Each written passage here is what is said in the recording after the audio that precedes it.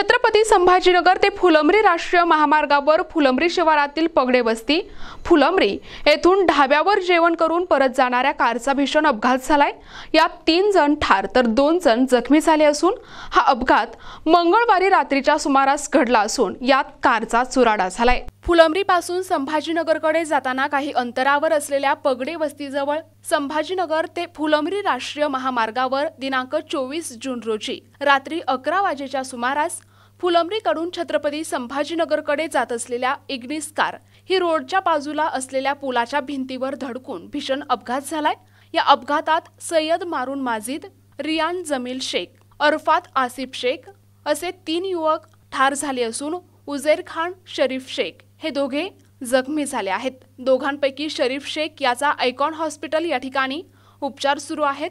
अपघातस्थळी रोडच्या मधोमध पडलेल्या खड्ड्यांमध्ये भर टाकून थिगळे मारण्याचे काम सुरू होते आणि झालेल्या कामाला फायबरचे बॅरिकेड्स लावण्यात आले। मात्र रोडवर लांब दिशादर्शक बोर्ड लावला नसल्यामुळे अंधारात एकदम बॅरिकेड्स दिसल्यामुळे कार चालकाचा ताबा सुटला आणि अपघात घडला अशी चर्चा नागरिकांमधून होत आहे।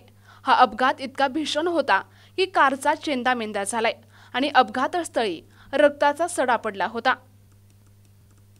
प्रतिनिधी दादासाहेब काळे, NTV न्यूज मराठी, फुलंब्री, छत्रपती संभाजीनगर।